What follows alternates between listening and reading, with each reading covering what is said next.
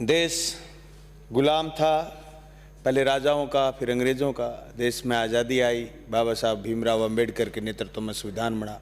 संविधान में स्पष्ट लिखा गया कि हम भारत के लोग इस देश के लोकतांत्रिक, धर्मनिरपेक्ष, समाजवादी गणतंत्र की रक्षा करेंगे।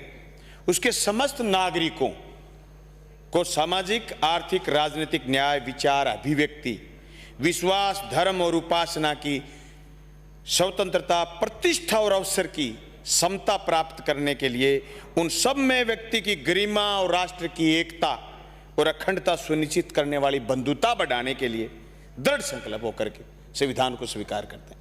सभापति महोदय, बात जब स्पेशल इस बात पर आई कि अनुसूचित जनजाति के विकास और सामाजिक कल्याण की आई, तो स्वाभाविक बात है कि 70 साल में बहुत कुछ हुआ भी है। हम इस बात से इनकार नहीं कर सकते। जब आज़ादी नहीं थी, समाज जाहिल था, बेकारी, बेरोजगारी, अशिक्षा, सारी चीज़ें थी। स्कूल बने, कॉलेज बने, नौकरियां बनी, उद्योग लगे, कारखाने लगे और लोग अंबेडकर छात्रावास में पढ़ करके, दूसरे छात्रावासों में पढ़ करके, सरकारी स्कूलों में पढ़ करके लोग IAS IPS भी बने। इसमें कोई दो राय नहीं। लेकिन जिस तेजी के साथ समाज को आगे बढ़ना चाहिए था, उस स्थिति से समाज नहीं बढ़ा।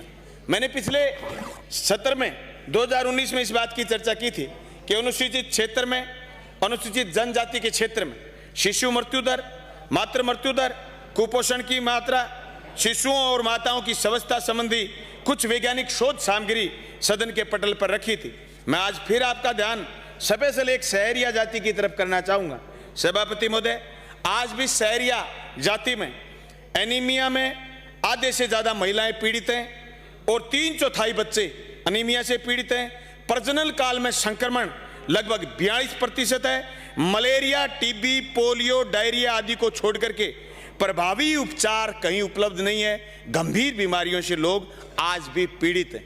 आज भी TSP, नॉन TSP के नाम पर झगड़े चल रहे हैं और नॉन TSP क्षेत्र के शिक्षक जो TSP क्षेत्र में लगे हुए वो बाहर जाना चाहते हैं और उनके एवज में TSP के लोगों को वहाँ नौकरी मिले, इस बात की मांग उठती है। आज भी डूंगरी कांकरी का जो मामला हुआ, उस मामले में जिस तरीके से विद्रोह एक देखा गया और उसका जिस तरीके से दमन हुआ, झूठे मुकदमे में लोग मांग कर रहे हैं कि हमारे यहाँ मुकदमे वापस लिए जाएं।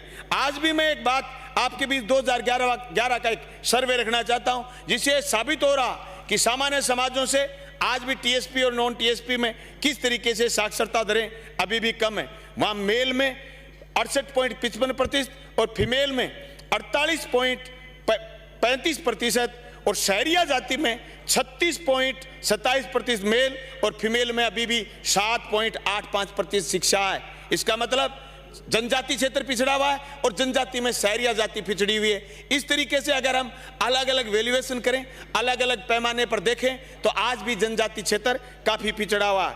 सभापति महोदय, मैं आपका ध्यान इस बात की ओर आकर्षित करना चाहूँगा कि जो अशिक्षा, गरीबी, भूखमरी और यातायात की जो कमी आज भी इस क्षेत्र में है। इसलिए मैं मांग करता हूँ कि जहाँ भी TSP क्षेत्र के लोग रहते हैं, उन वार्डों में, उन मोहल्लों में स्पेशल नशे पर ध्यान दिया जाए और समाज को बराबर लाने के लिए मांग बार बार जो उठ रही है उसको गंभीरता से संविधान में प्रदत्त अधिकारों के तहत लागू किया जाए। सभापति महोदय, मैं बराबरी की बात पर आऊं तो रेसला नाम के संगठन के लोग जो अभी विधानसभा के बाहर पिछले 5 दिन से भूख हड़ताल पर बैठे हैं, उनकी मांग है कि व्याख्याताओं की संख्या 52,699 जो प्रिंसिपल बनने के लायक हैं, उनको सिर्फ 14% आरक्षण है, 14% सीटें मिली हुई।